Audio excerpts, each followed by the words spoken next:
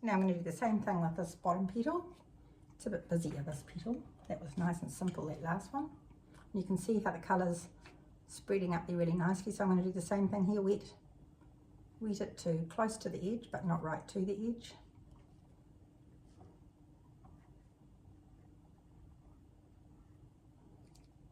And for now, I'm just going to sweep around the bottom of it. I'm not going to take it out onto this little part. I'll paint that separately, but together. So I'll paint it after I've painted this. Just move your head and look, make sure you've got the area covered.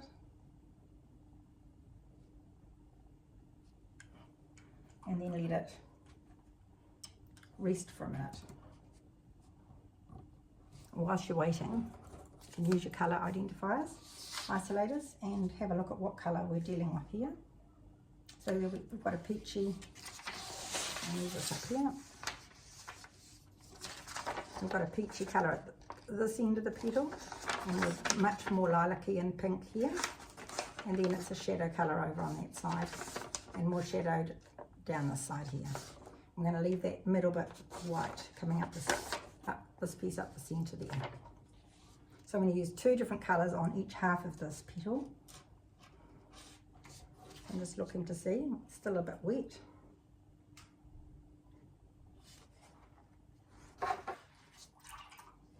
So I'm using a, these numbers wear off. I think it's a number 8, 402 rosemary brush. So I'm going to use some of that lovely lilac-y pink that I mixed up before for up the top here. I'm just going to do a little sweep underneath this part of the petal here. It's a little bit pink. I'll put a bit more blue into it. Nice curve. So use your brush and apply pressure. So start off, and if you want to increase the width of your line, you just increase the pressure. So here I go, tip down and press and lift. And over here, same. And here, little curve around there. When you start looking for these lines, it's amazing what pops out that you can actually see. And another one down there, and then one down to the bottom. I'm going to change colour. So I'm happy that that's dried off a little bit more now. Just before I do, I'm just going to take this line right to the edge and just leave a nice little fine white line around the top of that petal where it rolls out. Darken that, a bit more blue, shade it out. A bit more blue, shade that one out. And then I'm going to use a colour that is, use the isolator. Have a look, what is the colour? It's really a potter's pink colour. So I'll add some potter's pink into there.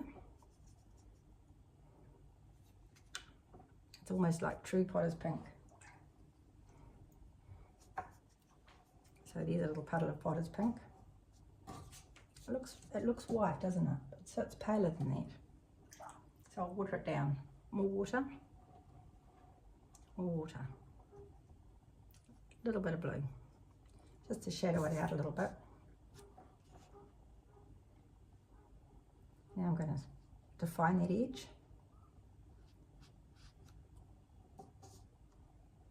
Right down to the bottom. Because I want that to push away slightly. I'm going to warm that colour up slightly with a little bit of the other colour on the other side. And I'm going to do the same thing here. Down to the bottom. Gone a bit too far there, so I'll just reshape that bottom there.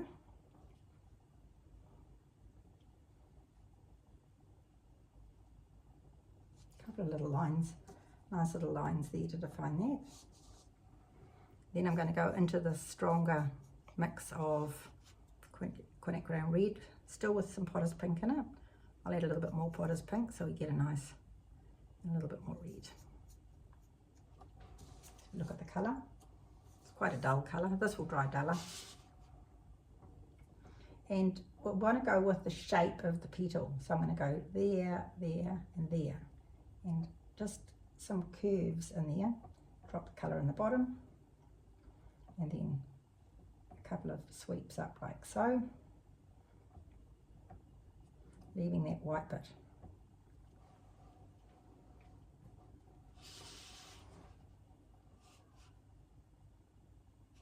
Just drop a bit more colour in the bottom there.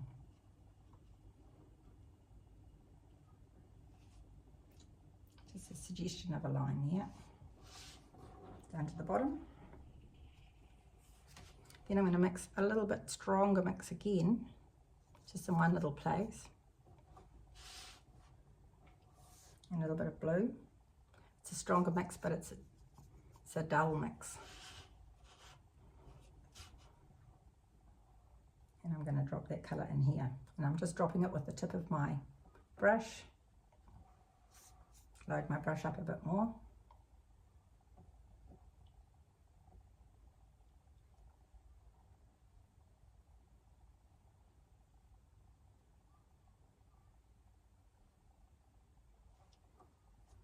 That'll do. Then I'm going to pick up the pink. Go down to my pink end of colour. And this is done in little streaky bits. So I'm just going to use an action like this.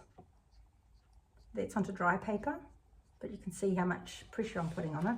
Just like a little flick of colour, also going with the shape of the petal. So you can see a little curve there. And then I'm going to define this, the white shape in the middle. And it doesn't have to be exactly the same as what's there. And I'm just doing some little flicky lines.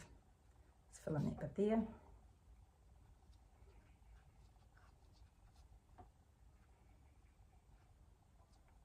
So I've got quite a strong mix. What's the pinky one? Not the...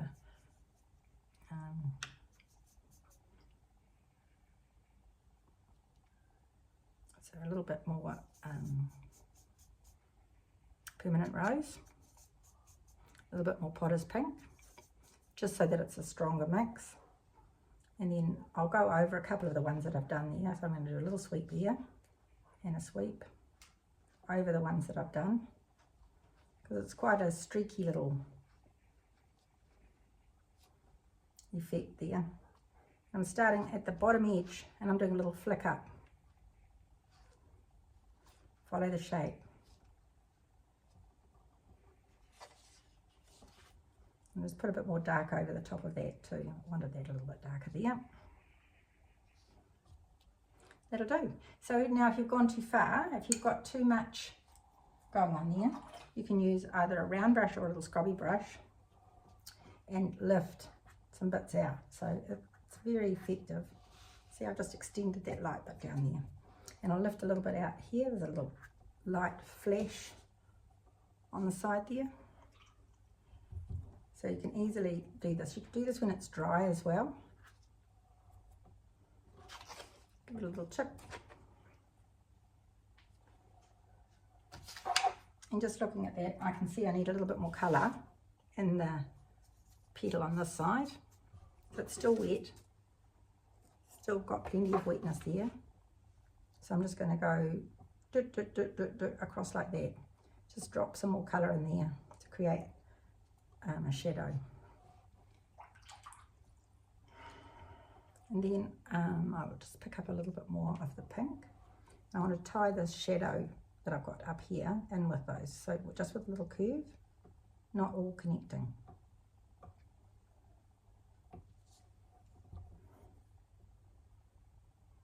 And that's all.